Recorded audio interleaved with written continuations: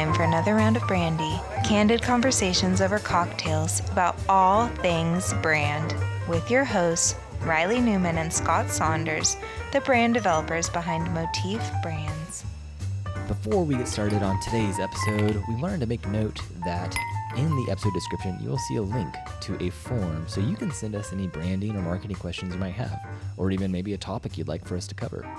Or just send us a love letter because you enjoy Brandy that much. But with that said, let's get to today's episode that is all about fear. Specifically fear and rebranding, but also how fear crops up in many ways, especially in business. Well, it's part of human nature. I mean... Right. They'll either make a decision out of fear and go, I need to do this now, or these knee-jerk reactions we're always talking about, or, I need to do a rebrand because they're scared of something in the market, so they're running from something. Yeah. But this type of fear is actually what we see. It's ironically throughout maybe a rebrand process where they're all excited at first. It's all... really kind of, they're hyped up about it. They're excited for this next chapter of going from this to that.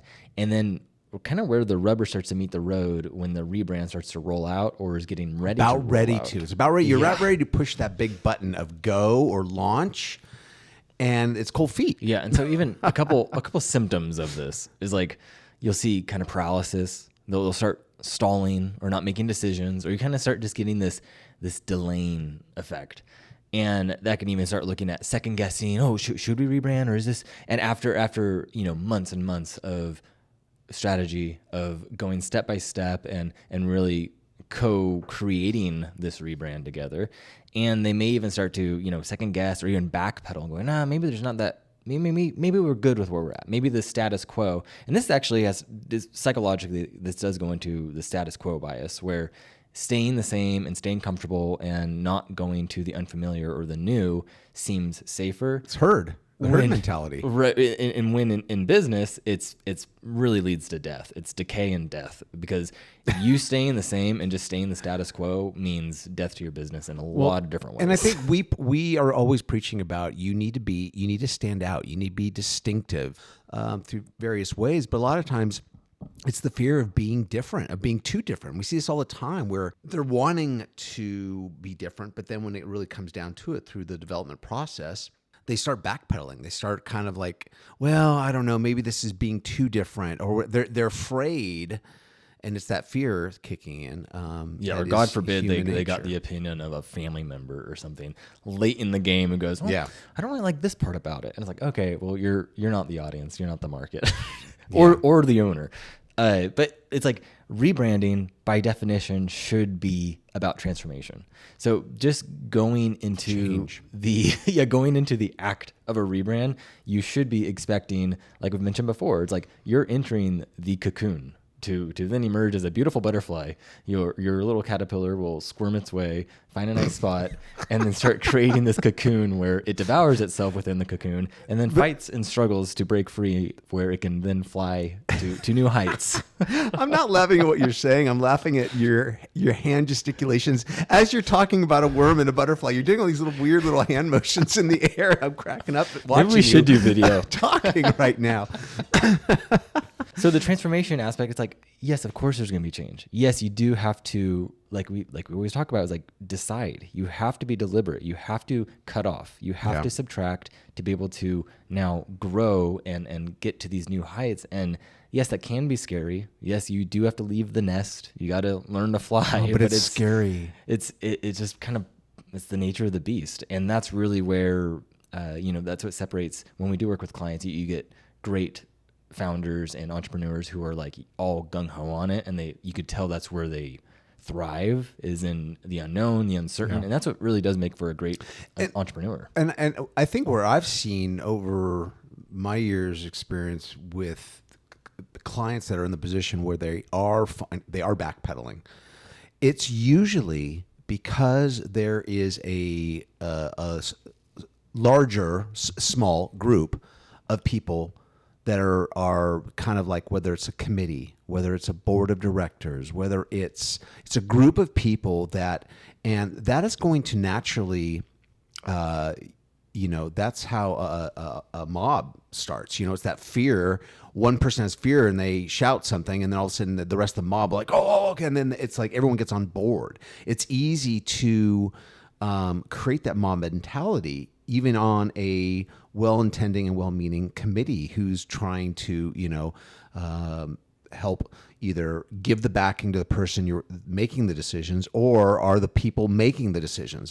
So if it's whether it's part of that rebrand process, a lot of times, a lot of slow progress or even a project coming to a halt is because that board is, one person made some suggestion or they were reacting with fear, right? And all of a sudden they're sitting there, be afraid, be very afraid, and everyone is like reacting to that. In fact, by the way, do you know that quote? Be afraid, be very afraid. Most people have heard that quote. It's from a movie. If you're younger, you think it was spoken by Wednesday Addams in Addams Family Values, which was in 1993. But it was actually originally spoken by Gina Davis in the movie The Fly. The Fly. But even more is that famous movie quote, be afraid, be very afraid, was actually, the idea for that line was from Mel Brooks. Because in his Spaceballs. I'm joking. No, but he came up. He was friends with the director, and his film company, Brooks Films, is the one that made the famous movie The Fly, with Jeff Goldblum starred in that, and Gina Davis back in 1986. And so it's if you're a horror movie fan, The Fly. For its physical effects and the makeup and everything they did. It was like a huge horror movie in the 80s. And that line, be afraid, be very afraid, kind of became a very famous movie quote. Who'd have thought a fly would be...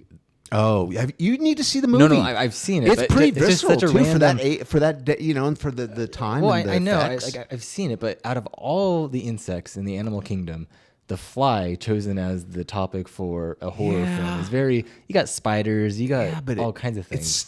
It spits up acid on its food to digest it, to like dissolve it. So gross. from a horror standpoint, especially, and the fly is like an old black and white one. That was like kind of like that was a movie from the 50s or something like that in that day and age, and then they remade it in the 80s. Anyway, got sidetracked. But one person on that committee is like looking around going, we need to be very afraid. Well, and next thing you know, everyone's on board, and all of a sudden you're getting the call going, okay, wait, stop.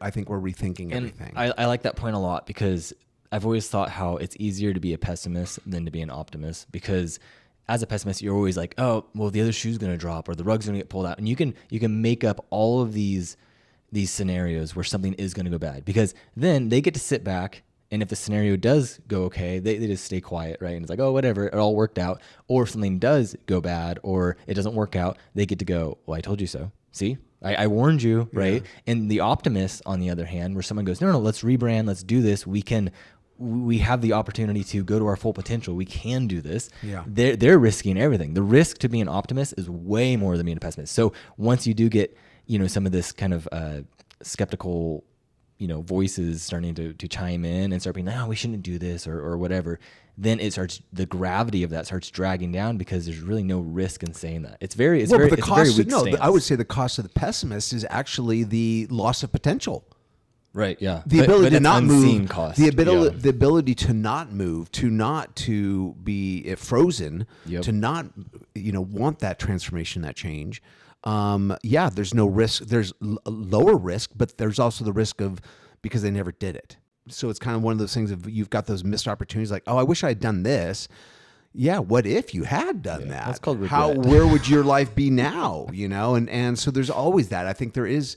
We just think there's no risk involved with being the pessimistic view. I think that's a good point, because it is. You call that, especially in government and policy making, there's these things called invisible results, or invisible, like I think it's called effects, where a policy or the government could make a decision on something and it looks all great. Oh, wow, we're doing this now. We're spending more money on this, or this new law was signed, but they never, ever, ever, ever bring up the invisible effects that happen underneath the surface that actually do impact people. And if you look it up, there's crazy studies where, neighborhoods or even cities or populations have been affected by some of these things that look all good on the surface. Cause and effect. And then there's this huge, which I was going to bring up on this episode, was like opportunity cost. And that's that same thing of going, no, if we don't do this, what is it going to cost us to stay the same? And the status quo is going to cost you a lot. Yeah. And not moving forward, not actually progressing or reaching your potential or even adapting. Like the market's going to eat you alive if you don't adapt. And so it's kind of, you have to weigh that out. And I think there's, going back to our main point, it's like you have this point where, someone can start getting shaky feet because the rubber's starting to hit the road, and this transformation, now it's asking to go, okay, everything has been conceptual, strategic, and really ideas to a certain point. And then once we go into, let's start planning to roll this brand out, produce some materials, get the sign up, start, actually promoting this rebrand, they start to get a little scared. And it's because it's like, okay, now this intangible thing's becoming tangible. Now the gravity of it is starting to weigh, when it should stay exciting and everything. But it is like, it's there's changed. no turning. They've reached that point of no turnaround. Yeah. Right. Yeah. And I think that's the part where it gets a little... No services for the next 200 miles. You're like, okay, Yeah. how are we doing on gas? How are we doing, Last bathroom, last stop. break, right? We got a long trek on this road trip. But and again, going back to like what Scott said at the beginning, was like, yeah, it is change. It is, and by default, humans do not like change. We are the change comes with risk, and we're adverse to risk. So there's like, okay, change has unknown Some people like variables. it. Some people actually really love thrive on it. Yeah, I love thinking on my feet. I like my stability. I like my routine. Whereas, my wife loves being spontaneous and adventurous and loves change. And so, we balance each other out. But yeah, some people are wired a little bit more, where they don't mind the change. But that's different than running your business that way. Running your business and running your brand and being willing to have the same, attitude. Yeah, and that kind of does bring up going, okay, change in the business world. Because even the economy, like when the economy dumped in 2020, when it dumped recently, I get excited. I'm like, oh man, this is going to be so like, this creates opportunity. This shakes out the weak hands. And that's what they say in the stock market. When you have all these sell-offs, it's like you have the weak hands dropping the money and the strong hands buy up at a good price and then just hold on to it for the long term. So it's a trading of money. The money's not disappearing into thin air. It's actually just trading hands. And so when you do see these economic uncertainties or things getting shaken up, it's like, no, the weak fruit is dropping from the tree. And now the fruit that is still on the tree is only going to get more nutrients from the tree. They're going to grow stronger and bigger. And that's what I see when you do look at change, and when you do look at this quote unquote risk that's there. It's like, okay, well, what's the risk of dropping off the tree and falling to the ground? Like, Yeah, you have no potential left. And I think that's where, as humans, as business owners, we have to change how we look at change and be able to go, no, it is good. It's good to keep reinventing and adapting. And that's really, again, going back to the transformation of rebranding, it puts you in that mindset. And you don't want that change to be forced upon you too. And it makes me think back with like COVID, how people brand transformation was required right during that time, and a lot of people were caught off guard. A lot of people weren't prepared. Some brands were a little more ahead of it and started kind of seeing on the horizon maybe a change in things like that. I know, and so they had some base systems in place, but the transformation and even the very way they were doing business, and therefore the reflection of the brand to the audience, that was forced upon change, and so that can be hard too. So then it makes people leery. Every time the wind is getting, the market or whatever industries are starting to get a little trembly, things are starting to be shaken up a little bit, whether it's new technology, whether it's new processes or greater innovations that are causing stirs among your supplier, your product, or your competitors, whatever it is. It's understandable. It's like knee-jerk reaction. It's like the abused, the person that's been abused, and you just actually raise your hand. There's a little they kind of visibly shrink back a little bit. It's that anticipation. It's like it's battle scars. And I think it's also, it's easier to lose your balance when you're flat-footed.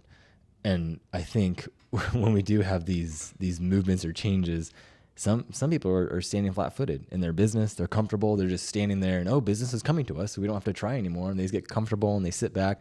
Versus You have the like we wrote about in Brandy. It was like playing offense rather than just being defense. It's like, no, playing offense means being on your toes. You're hopping around. You're kind of, like floating like a butterfly, like Muhammad. Like you're like actually like you're scooting around and using that to your advantage, than just standing there and waiting.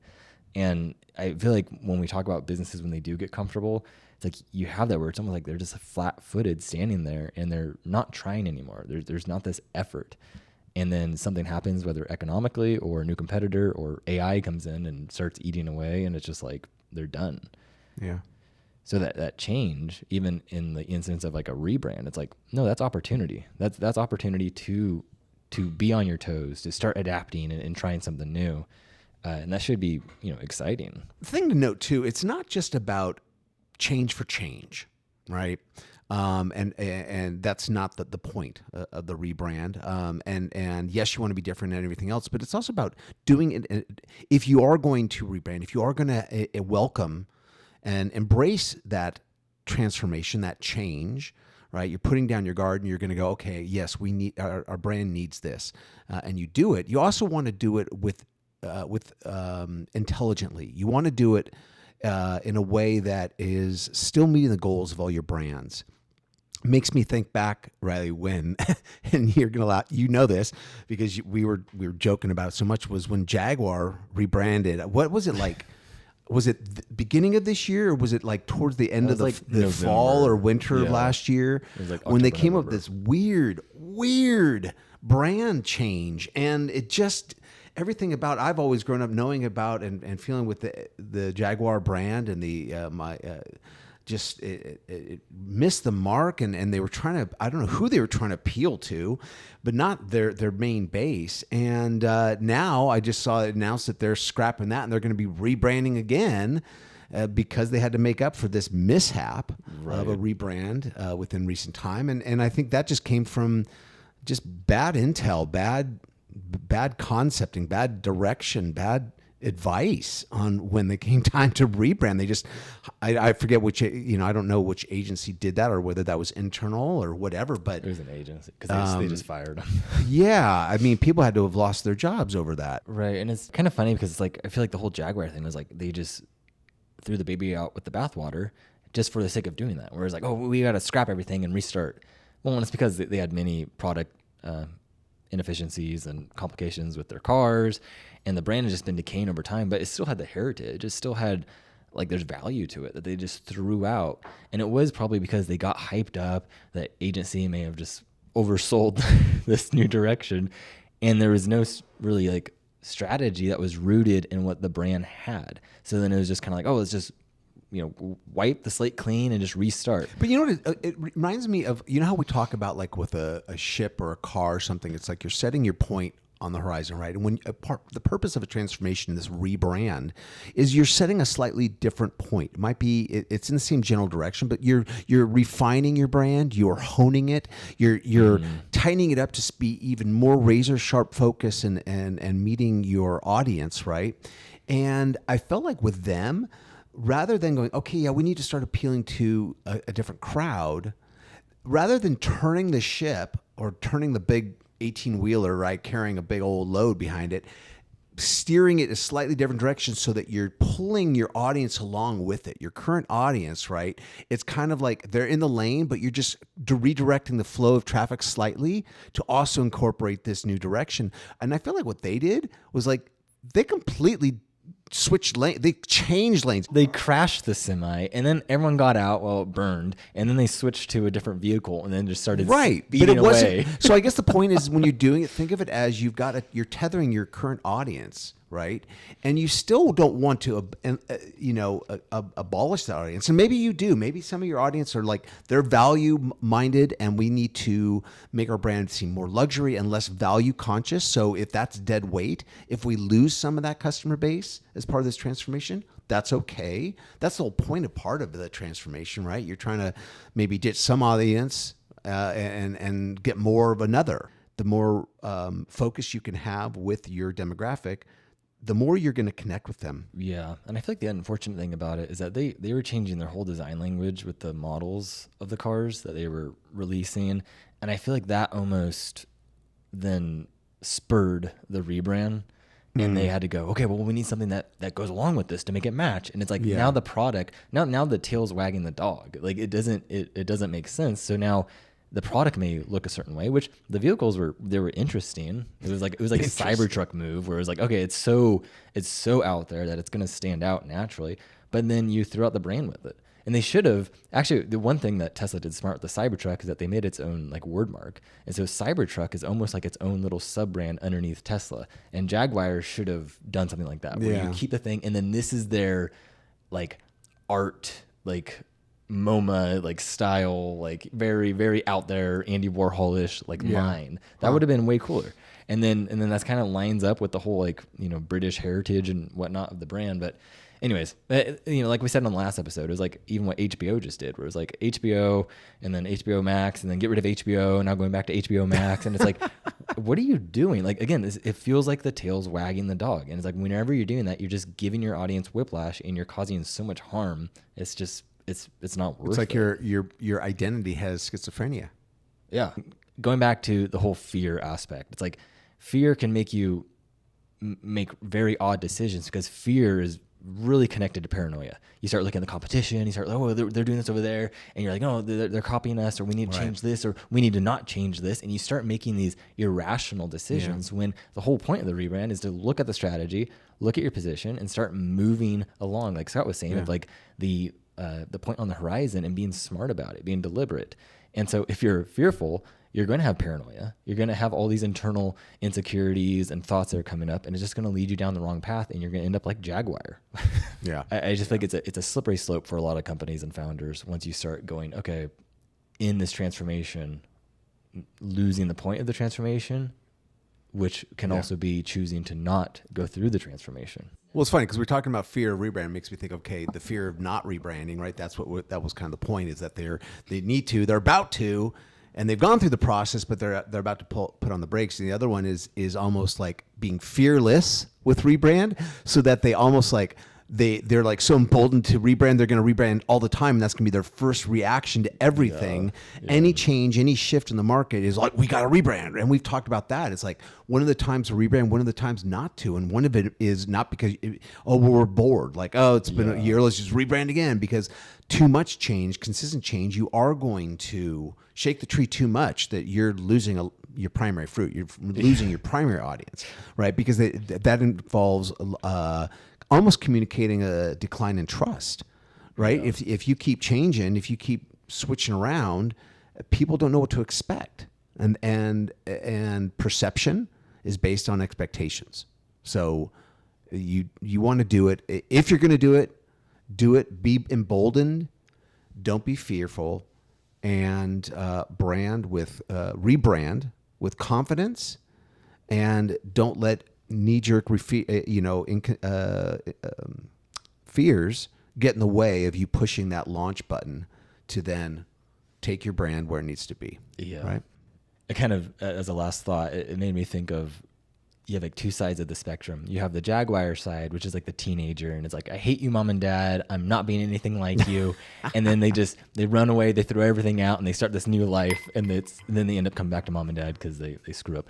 But then on the other side of the spectrum, you have the old, like, no, we don't change anything. Don't mention any of those words. We don't change. And it's like on both sides, it's just not healthy. Like, it's for a human, it's not healthy, but also for the brand, it's like, no, you need to be able to. Yes, some things do need to be updated and changed and adapted, and some things should be preserved and honored. Yeah. And you can't lose sight of that.